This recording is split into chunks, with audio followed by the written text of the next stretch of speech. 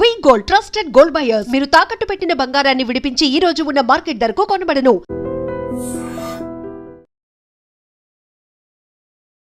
America భారతదేశం మీద 50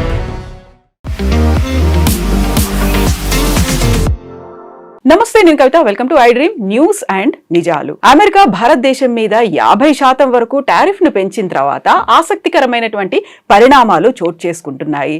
ఏనుగు లాంటి భారతదేశాన్ని ఎలుక లాంటి అమెరికా ఢీకొట్టబోతోంది అంటూ అమెరికాలో ఉన్నటువంటి ఎకానమిస్టులు కామెంట్స్ చేస్తూ స్ట్రాంగ్ స్టేట్మెంట్లు ఇస్తూ ఉంటే, మరోవైపు భారత్, చైనా, రష్యా కలిసి పరస్పర సహకారం చేసుకోవాలని డిసైడ్ అయ్యాయి. ఆ దిశగా ముందుకెళ్తున్నాయి. ఇక్కడే ఏనుగు అండ్ డ్రాగన్ కలిసి పనిచేయాల్సినటువంటి అవసరం ఉంది అనేటువంటి మాట అమెరికాకు సంబంధించి పరోక్షంగా హెచ్చరికలు చేస్తూనే చైనా అధ్యక్షుడు కూడా చెప్పడం.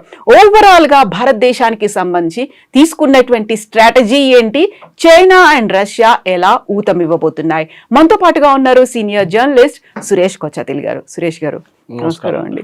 సో ముందు వెనక ఏది చూసుకోకుండా రష్యా నుంచి మనం ఇంధనాన్ని కొనుగోలు చేస్తున్నాము, ఉక్రెయిన్ కి సహాయపడుతున్నాము, యుద్ధంకి పరోక్షంగా అనేటువంటి దాంతో మనకి 25% కాస్త 50% టారిఫ్ అయింది. ఆ తర్వాత జరుగుతున్నటువంటి వరుస పరిణామాలు, సిరీస్ ఆఫ్ ఎపిసోడ్స్ ఎలా అనిపిస్తున్నాయి మీకు? మనకు అమెరికా నుంచి వచ్చిన కొత్త న్యూస్ 2 రోజుల ముందు వచ్చింది న్యూయార్క్ టైమ్స్లో. చదివాను మొత్తం ఆర్టికల్. అది దాంట్లో ఏం చెప్పారంటే ఈ 50% రష్యా ఆయిల్కి సంబంధమే లేదు, చాలా క్లియర్గా చెప్పారు. ఎందుకంటే ప్రధానమంత్రి గారు కెనడాకి వెళ్ళినప్పుడు అక్కడ మీటింగ్లో G7 మీటింగ్లో ఉన్నప్పుడు ట్రంప్ ఒకరోజు ముందు వచ్చేసారు, మీకు గుర్తుంటుంది. అవును, నేను అక్కడ ప్రాబ్లం ఉంది యుక్రెయిన్లో, నేను చూడడానికి వెళ్తున్నాను అని చెప్పేసి వాషింగ్టన్కి వచ్చేసారు. మోదీ గారు వచ్చాకన్నా ముందు ఏం చేశారు అక్కడ అంటే, అక్కడ వచ్చిన తర్వాత one of the meetings Asim మునీని పిలిపించారు పాకిస్తాన్ నుంచి. భోజనం పెడతాను నిన్ను అని చెప్పి పిలిపించారు అక్కడికి. మోదీ గారు ఆ ట్రిప్ కంప్లీట్ చేసి క్రొయేషియాకి వెళ్తున్నప్పుడు మోదీ గారికి ఫోన్ చేశారు. కెనడా నుంచి బయలుదేరుతున్న టైంలో యూఎస్కి వచ్చి ఒక ½ అవర్ ఇక్కడ ఉండి వెళ్ళండి అని చెప్పారు. వాషింగ్టన్ వచ్చి డిన్నర్ చేసి వెళ్ళండి. మోదీ గారు అన్నారు, sorry I have to go to Croatia. అప్పుడు ట్రంప్ చెప్పారంట, what is Croatia, such a small country, ఇంత చిన్న దేశం, ఇంత పెద్ద ఇంపార్టెన్స్ ఏమి ఇస్తున్నారు మీరని. తర్వాత తెలిసింది అక్కడున్న రేర్ ఎర్త్స్ ఉంది, దానికి అగ్రిమెంట్కి వెళ్ళారు మోదీ గారు అని చెప్పేసి. మోదీ గారు వెళ్ళలేదు. మోదీ గారికి అర్థమైపోయింది గేమ్ ఏంటనేది. ట్రంప్కి ఏం కావాలంటే అజీం మునీని అక్కడ ఉంచుకొని వైట్ హౌస్లో మోదీ గారు వచ్చినప్పుడు ఇద్దరిని ఒక రూమ్లో తీసుకొచ్చి షేక్ హ్యాండ్ చేసి, నేనే చూడండి పాకిస్తాన్ ఇండియా యుద్ధం ఆపానని చూపాడు. మోదీ గారికి ఆ గేమ్ ముందే తెలిసిపోయింది. మోదీ గారు కావాలంటే వాషింగ్టన్కి వెళ్తుండే, అజీం మునీర్ అక్కడ లేకుంటే మోదీ గారు బహుశా వెళ్తుండే అప్పుడు, కానీ వెళ్ళలేదు. Event to Croatia. అది ట్రంప్కి చాలా కోపం వచ్చింది. ఎందుకంటే ఫస్ట్ టైం మనం చూస్తున్నాం నోబెల్ పీస్ ప్రైజ్కి యూజువల్లీ క్యాంపెయినింగ్ ఉండదు, ఎవరు క్యాంపెయిన్ చేయరు. ఎందుకంటే నార్వీజియన్ కమిటీ వాళ్ళు చాలా సీక్రెటివ్గా అనలైజ్ చేస్తారు, ఎవరు రన్నింగ్లో ఉన్నారు, ఎవరు లీడింగ్లో ఉన్నారు, ఏం చెప్పారు వాళ్ళు. కానీ ఫస్ట్ టైం చూస్తున్నట్టే వైట్ హౌస్లో ఉన్న అందరూ, ఇంక్లూడింగ్ వాళ్ళ ప్రెస్ సెక్రటరీ కానివ్వండి, వాళ్ళ కామర్స్ సెక్రటరీ కానివ్వండి, వాళ్ళ ఫారెన్ అఫైర్స్ డీల్ చేస్తున్న అందరూ ట్రంప్కి నోబెల్ ప్రైజ్ అని రికమెండ్ చేసుకుంటూ పోతున్నారు. ఒక ఇంగ్లీష్ చెప్తారు, ఇట్స్ ఎంబారస్మెంట్ అయిపోయింది. ఇప్పుడు ఏం చేయాలని అర్థం కావట్లేదు, ఎందుకంటే ఎవరు పట్టించుకోవట్లేదు. ఏ యుద్ధాన్ని ఆపారంటే ఏదో ఆఫ్రికాలో 2 దేశాలు కొట్టుకున్నారంట, వాళ్ళని ఆపారంట. ఇక్కడ అజర్బైజాన్, అర్మీనియా కొట్టుకున్నారంట, వాళ్ళని ఆపారంట. అది యుద్ధాలు కాదు, అది చిన్న చిన్న డిఫరెన్స్ ఒపీనియన్ ఉంది. పెద్ద యుద్ధం అయితే యుక్రెయిన్ రష్యా నడుస్తుంది, దాన్ని ఆపలేకపోతున్నారు. భారతదేశం పాకిస్తాన్ ఆపని చెప్తారు, మనం చెప్తాం మనం అసలు పట్టించుకోలేదు. యుఎస్ని అసలు ఎవరు మాట్లాడలేదు. యుఎస్ వైస్ ప్రెసిడెంట్ మాట్లాడి మన ఫారిన్ సెక్రటరీతోని మోదీ గారితో మాట్లాడారు. ట్రంప్ అంటున్నారు, నన్ను వీటిలో లేసి అంటారు. ఇప్పటిదాకా 27 సార్లు చెప్పారు, నేనే ఆపాను అంటారు. కానీ ఒక ప్రూఫ్ లేదు, ఏం లేదు. ముందన్నారు మా వాళ్ళు మాట్లాడారన్నారు, నిన్న మొన్న అంటున్నారు నేనే మాట్లాడాను అంటున్నారు. యూజువల్లీ ఒక ప్రెసిడెంట్ అండ్ ప్రైమ్ మినిస్టర్ మాట్లాడినప్పుడు, ప్రెసిడెంట్ మాట్లాడినప్పుడు రీడౌట్ అని ఒకటి కాన్సెప్ట్ ఉంటుంది. అంటే కాల్ రికార్డ్ చేస్తారు, మొత్తం 2 సైడ్లు చేస్తారు, వాళ్ళు చేస్తారు, వీళ్ళు చేస్తారు. ద ఐడియా ఏంటంటే మీడియాకి ఒక ప్రెస్ నోట్ లాగా ఇవ్వడానికి వాళ్ళకి ఒక రీడౌట్ కావాల్సి వస్తుంది. బహుశా మొత్తం మాట్లాడిన యూజువల్లీ మీడియాకి ఇవ్వరు. మేజర్ పోర్షన్స్ ఎడిట్ చేసి వాయిస్ కాకుండా టెక్స్ట్ బేస్లో మీడియాకి రిలీజ్ చేస్తారు. ఇది మాట్లాడారు ట్రంప్, మోదీ, వాళ్ళు ఇది అగ్రీ చేశారు, ఇది డిసగ్రీ చేశారు, ఇది చేద్దామని చెప్పారు, అక్కడికి ఇదన్నీ అన్ని మొత్తం ఒక పారాగ్రాఫ్, ఒక 5-10 పారాగ్రాఫ్ బుల్లెట్ పాయింట్స్ లాగా, ఈవెన్ పారాగ్రాఫ్ లాగా చేసి ఇచ్చేస్తారు మీడియాకి. ఈసారి ఇది జరగలేదు, ఎందుకంటే మోదీ గారు కాలే చేయలేదు ట్రంప్. వ్యాన్స్ కాల్ చేశారు, అదే రికార్డులో ఉంది, దాంది రీడౌట్ వచ్చేస్తుంది. దాంట్లో క్లియర్గా చెప్పారు, పాకిస్తాన్ గురించి అసలు మాట్లాడలేదు, పాకిస్తాన్ గురించి ఆఫర్ కూడా చేయలేదు, వాళ్ళు ఏం చేయలేదు. కానీ ట్రంప్కి ఏంటంటే ఈ భారతదేశం పాకిస్తాన్ యుద్ధం నేను ఆపాను, ఒక న్యూక్లియర్ వార్ నేను ఆపాను, దాంతోపాటు నేను ట్రేడ్ డీల్ కూడా అగ్రీ చేసుకున్నాను వాళ్ళతో అని చెప్పానండి. ఇప్పుడు ట్రేడ్ డీల్ ఏమైందండి? ఇప్పుడు ట్రేడ్ డీలే లేదు. ఇప్పుడు పాకిస్తాన్ ఇంత ఎక్సైటెడ్ ఎందుకు అయిపోతున్నారు, యూఎస్ పాకిస్తాన్ వైపు ఎందుకు వెళ్తున్నారు అంటే, ఒకటి మనందరూ చూడు, ట్రంప్ వాళ్ళ ప్రైవేట్ ఫ్యామిలీకి ఒక బిట్ కాయిన్ కంపెనీ ఉంది ఒకటి, ట్రంప్ వాళ్ళ కొడుకు దాంట్లో డైరెక్టర్. ఆ కంపెనీ పాకిస్తాన్కి వచ్చి ఇన్వెస్ట్ చేశారు. పాకిస్తాన్లో ఉన్న కొన్ని ఆర్గనైజేషన్ దాంట్లో ఇన్వెస్ట్ చేశారు. అది లండన్ బేస్డ్ కంపెనీస్. ఈ లండన్ బేస్డ్ పాకిస్తానీ కంపెనీస్ అంతా పాకిస్తాన్లో ఉన్న ఆర్మీ జనరల్స్, అక్కడ ఉన్న arm forces, navy, air force, కానీ అక్కడ ఆర్మీ అన్నిటికంటే పవర్ఫుల్. ఆర్మ్ ఫోర్సెస్లో ఇల్లీగల్గా సంపాదించిన డబ్బులు లండన్లో తీసుకెళ్ళి పెడతారు వీళ్ళు. అది అన్నారు స్టార్టింగ్ యాయ్యా ఖాన్ నుంచి పర్వేజ్ ముషరఫ్ దాకా అదే పనిచేశారు, జియాउल హక్ అందరూ. ఆ డబ్బులతోని వీళ్ళు అక్కడ అపార్ట్మెంట్లు కొనుక్కుంటారు, ల్యాండ్ కొనుక్కుంటారు, రియల్ ఎస్టేట్ కొనుక్కుంటారు, యూరోప్లో విల్లాలు కొనుక్కుంటారు ఈ పాకిస్తానీ జనరల్స్. దాంతోపాటు ఇట్లా ఇన్వెస్ట్మెంట్ కూడా చేస్తారు, ఒక అక్కడెక్కడ షేర్లు కొనుక్కుంటారని. డబ్బులు పెట్టుకొని ఈ యుఎస్ కంపెనీలో పాకిస్తానీ జనరల్స్, ఇప్పుడున్న అసీం మునీర్ వాళ్ళ ఫ్యామిలీ కానీ మిగతా వాళ్ళు అందరు కలిసి ఇన్వెస్ట్ చేశారు. కానీ దానికి ఒక ఫ్రంట్ కంపెనీ పెట్టారు, ఏదో పేరు పెట్టేసి సివిలియన్ కంపెనీ లాగా పేరు పెట్టేశారు దానికి. అది చాలా ఎక్సైటెడ్ అయిపోయారు ట్రంప్, ఎందుకంటే ఆయనకి చాలా మంచి డబ్బులు వచ్చేసినాయి సడన్గా ఫ్రీగా. అది కాకుండా బలూచిస్తాన్ వైపు ఉన్నప్పుడు ఖైబర్ పఖ్తూన్ఖ్వా దగ్గర రేర్ ఎర్త్స్ ఉన్నాయి చాలా మటుకు. దాంట్లో టంగ్స్టన్ ఎక్కువ, అక్కడ పెలేడియం ఉందని చెప్తున్నారు కానీ తెలియదు. టంగ్స్టన్ డెఫినెట్గా ఉంది అక్కడ ఏరియాలో, లిథియం కూడా ఉండొచ్చు అని చెప్తున్నారు. ఇది ట్రంప్కి కావాలి, ఎందుకంటే రేర్ ఎర్త్స్ చాలా పెద్ద కాన్సెప్ట్ అయిపోయింది. ఇప్పుడు కార్ల నుంచి మీరు ఏదైనా తీసుకోండి, దాంట్లో మ్యాగ్నెట్స్ కానీ మిగతా రేర్ ఎర్త్స్ యూజ్ చేయడంలో, చిప్స్లో తయారు చేయడంలో చాలా మటుకు రేర్ ఎర్త్స్ పనికి వస్తుంది. సో ట్రంప్ దాంట్లో ఇంట్రెస్టెడ్ అయిపోయారు. సో పాకిస్తాన్ వైపు నుంచి వాళ్ళు ఫ్రీగా ఇచ్చుకుంటూ వెళ్ళిపోతున్నారు, మనం ఏమి ఇవ్వట్లేదు. ట్రేడ్ టాక్స్ మొదలు పెట్టాం. ట్రేడ్ టాక్స్ ఏమన్నారు వాళ్ళు, మన వైపు నుంచి మనం దీనికన్నా ముందు కూడా మాట్లాడాం మీతో, దట్ మా దగ్గర నుంచి మీరు ఫ్రూట్స్ అండ్ వెజిటబుల్స్ కొనుక్కోవాలని చెప్పి మనం ఓకే అని చెప్పాం. అది కాకుండా మా దగ్గర ఫార్మింగ్ ప్రోడక్ట్స్ కొని మీరు కొనాలని చెప్పి, బియ్యం కానివ్వండి, గోధుమలు కానివ్వండి, మిగతా జవార్ కానివ్వండి, కొనాలి, డైరీ ప్రోడక్ట్స్ కూడా కొనాలన్నా మేము కాదని చెప్పాం. ఎందుకంటే ఒకటి జెనెటికలీ మోడిఫైడ్ క్రాప్స్ మనం యాక్సెప్ట్ చేయం మన దేశంలో, చాలా పెద్ద ప్రాబ్లం ఉంది మన దగ్గర. డైరీ ప్రొడక్ట్స్ ఎందుకు వాడమంటే, డైరీలో యూజ్ చేస్తున్న ఫీడ్ అంటే అక్కడున్న ఆవులకి ఇస్తున్న ఫీడ్, అది ఆవులనే ఇస్తారు, మీట్ యూజ్ చేస్తారు వాళ్ళు. ఆలోచించండి, నాన్ వెజ్ ఫీడ్ ఇస్తారు వాళ్ళు. ఇదొకటి. ఇట్లాంటి పరిస్థితుల్లో మనం మన దగ్గర యుఎస్ నుంచి ఎందుకు కొనుక్కోవాలి? మనం మిగతా ప్రోడక్ట్స్ మనకు అబ్జెక్షన్ లేదు, అంత పెద్ద ప్రాబ్లం ఏం లేదు. ఇప్పుడు హార్లీ డేవిడ్సన్లో మీరు 50% డ్యూటీ పెట్టినా, 500% డ్యూటీ పెట్టినా, డెఫినెట్ ఈ హార్లీ డేవిడ్సన్ నడిపించాడు ఎట్లయినా నడిపించుకుంటాడు, బండి కొనుక్కుంటాడు, ఎందుకంటే అది చాలా రిచ్ ఫెలో, వాడికి ప్రాబ్లం లేదన్నమాట. సో ఈ ఒక ఇష్యూలో వచ్చినప్పుడు మీకు ఏం చూస్తున్నారంటే, స్పెసిఫిక్గా ఈ ట్రంప్కి చెప్పిన ఒక కాన్సెప్ట్ ప్రకారం ట్రంప్ ఏమంటున్నారంటే, నాకు జీరో యాక్సెస్ కావాలి. ఇప్పుడు మొన్న యుఎస్ సుప్రీంకోర్టు ఒక కేసు ఒకటి వెళ్ళింది అపీల్స్ కోర్ట్ నుంచి, మీరు వినుంటారు, 6-4 జడ్జ్మెంట్లో ట్రంప్కి ఏం చెప్పారంటే, you cannot give this rules, you cannot make rules like this. ఇది టారిఫ్ గురించి, దాని పవర్స్ కాంగ్రెస్ దగ్గరే ఉందని చెప్పారు. సో కొట్టిపడేస్తారు, కానీ ఒక రిలీఫ్ ఇచ్చారు, October 1st వీక్ దాకా మీరు అపీల్ చేయొచ్చు సుప్రీంకోర్టులో అని చెప్పేసి. అక్కడ నడుస్తుంది ఆ కేసు ఒకటి. కానీ మెయిన్గా ట్రంప్కి ప్రాబ్లం ఎక్కడ వస్తుందంటే, మోదీతోని ఈ ఆయిల్ కాదు, ఆయిల్ అని మాట్లాడుకుంటాం కానీ oil is not the major issue. Oil ఒక ఇష్యూనే, కానీ రష్యన్ ఆయిల్ మనం ఏం చేస్తున్నాం, మన రష్యా దగ్గర నుంచి ఎందుకు కొన్నాం, ఇది మన హిస్టరీకి వెళ్ళాల్సి వస్తుంది. 2 సంవత్సరాల ముందు యుద్ధం మొదలైనప్పుడు ఆయిల్ $120 ఒక బ్యారెల్కి వెళ్ళిపోయింది. 70లో ఉంటుంది యూజువల్లీ యావరేజ్, 70, 72, 73, 120కి వెళ్ళిపోయింది. అప్పుడు బైడెన్ ఫుల్ పరేషాన్ అయిపోయామన్నారంటే, ఫోన్ చేసి మోదీకి, మీరు రష్యన్ ఆయిల్ కొనుక్కోండి, అది రీఫైన్ చేసి లోకంలో ఎక్కడైనా మీరు అమ్ముకోండి అని చెప్పారు. సో మన దగ్గర ఉన్న ప్రైవేట్ కంపెనీస్ కానీ, అది రిలయన్స్ ఉండొచ్చు, నయారా ఉండొచ్చు, అది కాకుండా మన పబ్లిక్ సెక్టర్ యూనిట్స్ ఉండొచ్చు, IOCL, HPCL, వీళ్ళు ఏం చేశారంటే మొత్తం రష్యా నుంచి $40 కొనుక్కున్నారు ఆయిల్, క్రూడ్ ఆయిల్. దాన్ని రీఫైన్ చేసి డీజిల్ కానీ పెట్రోల్ కానీ మనం ఈవెన్ యూఎస్కి అమ్మాం మనం. ఇప్పుడు చూడండి, మన వచ్చిన రిపోర్ట్లు ఏమంటున్నారంటే, యుక్రెయిన్లో బిగ్గెస్ట్ డీజిల్ సప్లయర్ భారతదేశం అంట ఇప్పుడు. ఓకే, ఇక్కడ నుంచి అటు వెళ్తోంది అది. మన రష్యా నుంచి కొని రీఫైన్ చేసి యుక్రెయిన్కి ఇస్తున్నాం. అండ్ యుఎస్ ఏమంటున్నారు, భారతదేశమే దీనికి రీజన్, యుక్రెయిన్ రష్యా యుద్ధానికి కారణం మోదీ అంటున్నారు. మోదీ ఎక్కడ వచ్చారు? చైనా వెనకనే ఎక్కువ ఆయిల్ కొన్నారు కదా, చైనా మీద ఎందుకు పెట్టలేదు ఆంక్షలు మీరు? ఎందుకంటే చైనా మీకు చాలా క్రూషియల్ సప్లయర్. మీకు నట్టు బోల్ట్ కావాలంటే చైనాని తెప్పించుకోవాలి మీరు. మీరు లోకల్గా ప్రొడ్యూస్ చేయలేరు, మీకు కాస్ట్ చాలా ఎక్కువ అయిపోతుంది. చైనాని ఏం పెట్టట్లేదు. ఫస్ట్ 15 days అన్నారు, తర్వాత 90 days అన్నారు, మనతో అన్ని పోస్ట్పోన్ చేశారు. కానీ మన మీద 50% పెట్టారు. సరే పెట్టారు సార్, మనకు ప్రాబ్లం లేదు, మనం డీల్ చేసుకుంటున్నాం, కొత్త డీల్. దానికే మనం చూసాం మోదీ గారు ఫస్ట్ జపాన్కి వెళ్ళారు. జపాన్లో వెళ్ళి మోదీ గారు ప్రైమ్ మినిస్టర్ని కలిశారు, మాట్లాడుకున్నారు, బుల్లెట్ ట్రైన్లో ట్రావెల్ చేశారు, 8 బుల్లెట్ ట్రైన్కి అగ్రిమెంట్ సైన్ చేసుకున్నారు. మన వైపు నుంచి అక్కడికి వెళ్ళే ప్రోడక్ట్స్, అక్కడి నుంచి ఇక్కడికి వచ్చే ప్రోడక్ట్స్, ఈవెన్ జపాన్కి వెళ్ళే ముందు మారుతిది ఈవీ వెహికల్స్ రోల్ అవుట్ చేశారు ఇక్కడి నుంచి. Made in India, make for the world అని చెప్పేసి కాన్సెప్ట్ మీద. సో భారతదేశం కొత్త మార్కెట్స్ యాక్సెస్ చేయబోతున్నారు, ఆల్రెడీ స్టార్ట్ అయిపోయింది ప్రాసెస్ అది.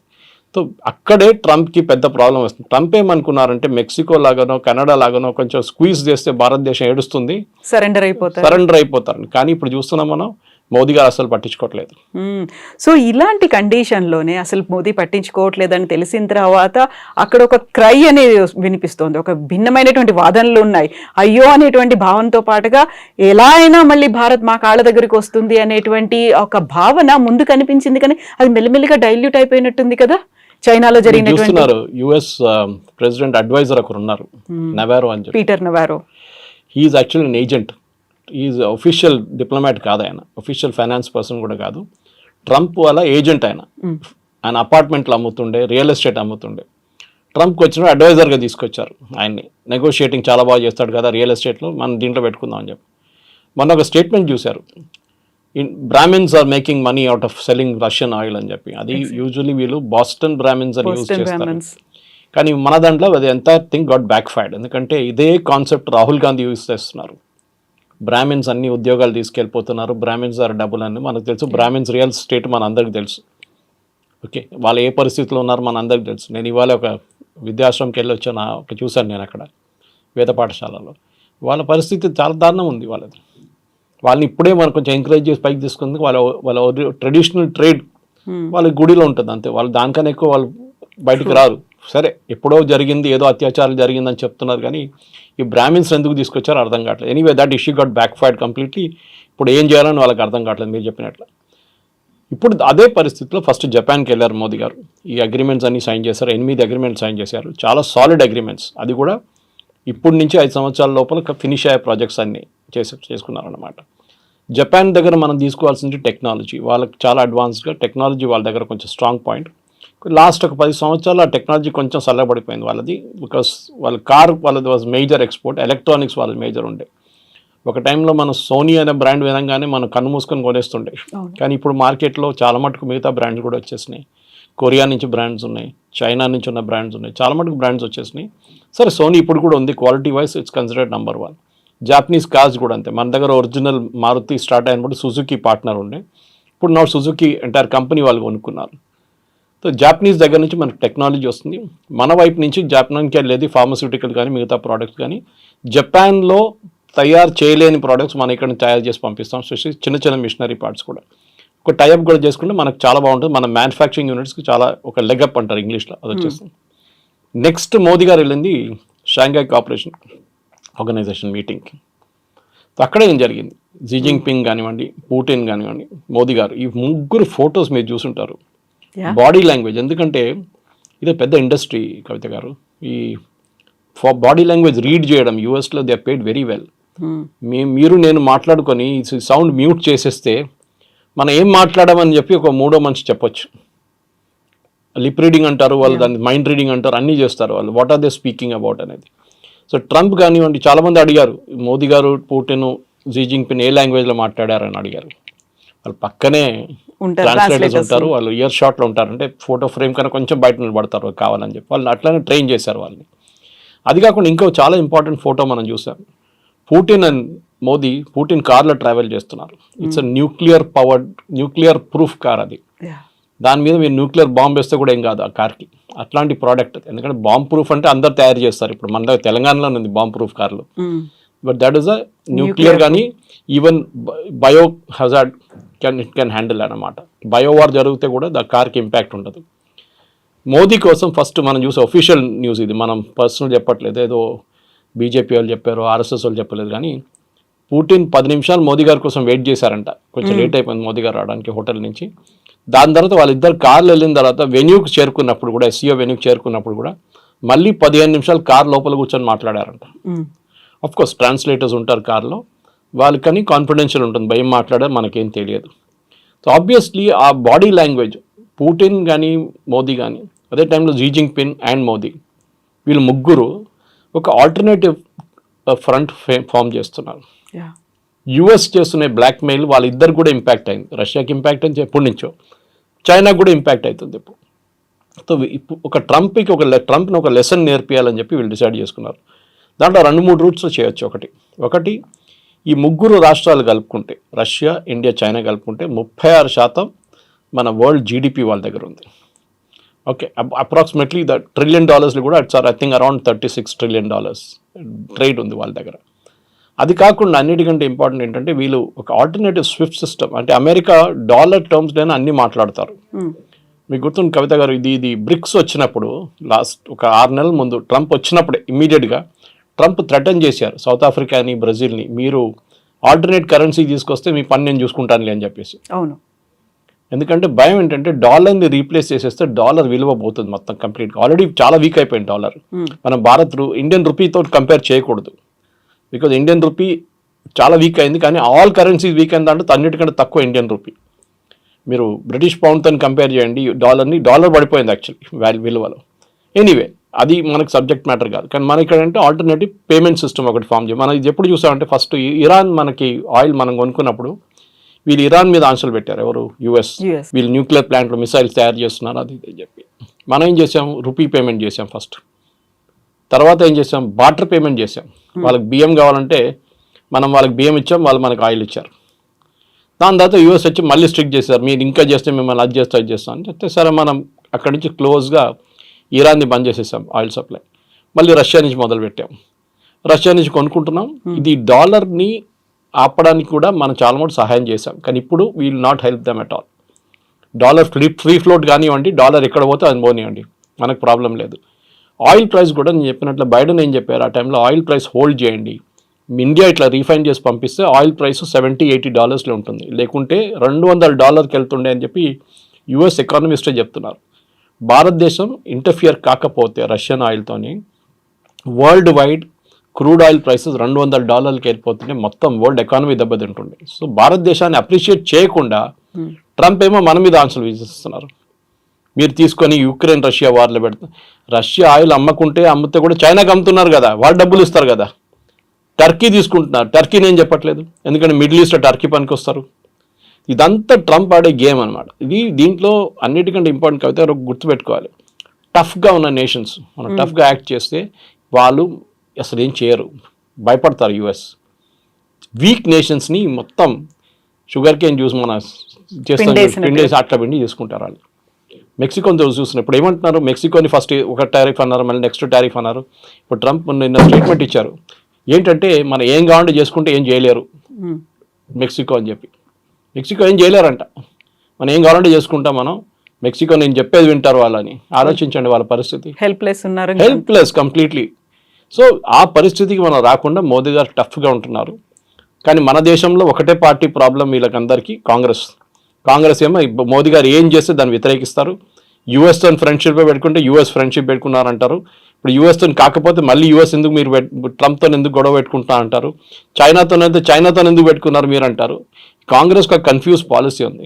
కానీ మోదీ గారు చాలా డెలిబరేట్గా మన కొత్త మార్కెట్స్ కోసం, అది యూ ఉండొచ్చు, యూకే ఆల్రెడీ మనం FTA సైన్ చేసాం, యూరోపియన్ ట్రేడ్ బ్లాక్ సైన్ చేసేసాం మొన్న. ఇదన్నీ చూస్తే మన డాలర్ని ఈజీగా టర్న్ చేయొచ్చు. ఒక ఎగ్జాంపుల్ ఇస్తాను మీకు. కీటెక్స్ అని చెప్పి మన దగ్గర నంబర్ 1 ఇండియా నుంచి వెళ్ళే నంబర్ 1 లిటిల్ స్టార్ బ్రాండ్ యూఎస్లో టార్గెట్ అండ్ అక్కడున్న మేజర్ రీటైలర్స్లో అమ్ముతారన్నమాట వాళ్ళు. ఆ కంపెనీ మొన్న స్టేట్మెంట్ ఏమి ఇచ్చారంటే, మేము యూఎస్కి ఇప్పుడు మా ఎక్స్పోర్ట్ వెళ్ళట్లేదు, చాలా రేట్ ఎక్కువైపోయింది, వాల్మార్ట్ వాళ్ళు తీసుకుంటలేరు ఇప్పుడు అని, మేమేం చేస్తున్నామని ఇండియాలోనే మేము 1000 షాపులు ఓపెన్ చేయబోతున్నాం అని చెప్పారు. So Sabu Jacob whose MD of the company మన వరంగల్ పెద్ద ఫ్యాక్టరీ పెట్టారు. మేము అదే టర్న్ ఓవర్ మేము ఇండియాలో ఈ 1000 స్టోర్లతో తెచ్చుకుంటాం, మాకు మార్జిన్స్ ఎక్కువ ఉంది మాకు ఇక్కడ, అక్కడేమో చాలా వేఫర్ థిన్ మార్జిన్లు ఆపరేట్ చేస్తున్నాం మేము. టార్గెట్ కానీ వాల్మార్ట్ ఎక్కువ డబ్బులు ఇయ్యారు, వాల్యూమ్ గేమ్ ఆడతారు వాళ్ళు. సో ఇప్పుడు ఇండియాలో స్టార్ట్ చేస్తే ఇండియన్ మార్కెట్ 140 కోట్ల మంది ఉన్నారు. We can sell the same product good price here in India అంటున్నారు వాళ్ళు. సో మన ఎకనామిక్ టైమ్స్లో కూడా ఒక ఆర్టికల్ వచ్చింది దాని గురించి. సో ఓవరాల్గా ఇప్పుడు ఏమైపోతుందో డొమెస్టిక్ మార్కెట్ మీద కూడా చాలా కాన్సన్ట్రేట్ చేస్తున్నారు మోదీ గవర్నమెంట్. దానికోసం జిఎస్టీ రేషనలైజేషన్ వస్తుంది. ఇప్పుడు జిఎస్టీ రేషనలైజేషన్ చాలా ప్రోడక్ట్ 0కి వెళ్ళిపోతుంది, లేకుంటే 5 లేకుంటే 18, ఈ 3 బ్యాండ్లో ఉండిపోతుంది అనమాట. సో డొమెస్టిక్ కన్జంప్షన్ కూడా పెంచితే మనం డెఫినెట్గా ఇంకా కొత్త మార్కెట్లు చైనా ఉండొచ్చు, రష్యా ఉండొచ్చు, యూరోప్ ఉండొచ్చు. సో ట్రంప్ని పక్కన పెట్టి ఇప్పుడు చూసిన మీరు చెప్పినట్ల సడన్గా ఇప్పుడు ఏం చెప్పట్లేదు వాళ్ళు అనుకున్నారు మనం ఇండియాను కొంచెం థ్రెటన్ చేస్తే ఇండియా పడిపోతారు, 100% పెడదాం రేపు అన్నారు. పెట్టండి 100, ఎవరు కొంటారు? మీరు ఫార్మాస్యూటికల్స్ మీద ఎందుకు పెట్టట్లేదు? అవసరం ఉంది కాబట్టి. ఫార్మా ఎవరు అమ్మలేరు, మనం ఇచ్చిన రేట్కి ఇంకెవరు అమ్మలేరు యూఎస్కి. ఫార్మా మీద పెట్టట్లేదు. ఐటీ ఎందుకు పెట్టట్లేదు? ఐటీ మీరు యూఎస్లో ఇన్వెస్ట్ చేయాలన్నారు. నేను ఎగ్జాంపుల్ ఇస్తాను. మన సిఎన్ఎన్లో ఒక స్టోరీ వచ్చింది. యూఎస్కి షవర్ హెడ్స్, అంటే మన షవర్కి హెడ్స్ పాయింట్ ఉంటుంది కదా, అది చైనా నుంచి చాలా ఇంపోర్ట్ చేసుకుంటారు యూఎస్ కంపెనీస్ అందరూ. వాళ్ళ పేర్లు పెట్టి అమ్మేసుకుంటారు యూఎస్లో. ఆ కంపెనీ అక్కడి తీసుకుని డ్యూటీ అంటే ఓల్డ్ డ్యూటీ కట్టి తీసుకొస్తే కూడా ఇప్పుడున్న ఎగ్జిస్టింగ్ డ్యూటీ కడితే కూడా $139 ఒక షవర్ హెడ్ వస్తుంది. మన దగ్గర అంత రాదు. మన దగ్గర $2,000 పడేస్తే మంచి షవర్ హెడ్స్ వస్తాయి. 2,000 కూడా అక్కర్లేదు, ₹1,000 కూడా వచ్చేస్తుంది. ఎనీవే అది యూఎస్ కాస్ట్ ఆఫ్ లివింగ్. అదే ప్రోడక్ట్ మీరు యూఎస్లో తయారు చేయాలంటే $259 అవుతుంది. సో ఈ కంపెనీ ఏం చేశారంటే ఒక సర్వే లాగా వాళ్ళు కస్టమర్స్ 25,000 కస్టమర్స్ ఉన్నారు, వాళ్ళకు రెగ్యులర్ కస్టమర్, వాళ్ళకు మెయిల్ పంపించారు. ఈ 2 ఆప్షన్స్ ఉందండి, చైనాని తెచ్చుకుంటే 139, ఇక్కడంటే 259, మీరు ఏం తీసుకుంటారు అని అడిగారు. ఒక్కరు కూడా యూఎస్ అని చెప్పట్లేదు, అందరూ చైనీస్ తీసుకుంటామేమంటారు. US is outpriced itself, ఎందుకంటే వాళ్ళ వేజ్ చాలా ఎక్కువ అయిపోయింది. అది వాళ్ళకు ఒక టైంలో అడ్వాంటేజ్ ఉండే, ఇప్పుడు డిసడ్వాంటేజ్గా మారింది.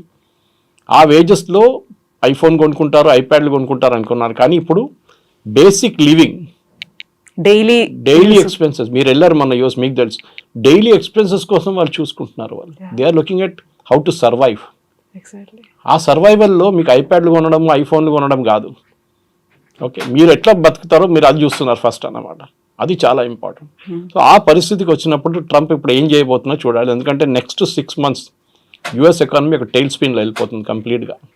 అసలు ఏం చేయలేకపోతారు యూఎస్ ఎకానమీ. ఎందుకంటే ఒకసారి రెసెషన్ వచ్చింది అనుకోండి, రెసెషన్ వస్తే అంతే సంగతి. ఇన్ఫ్లేషన్ వస్తే ఇంకా ఘోరం అయిపోతుంది.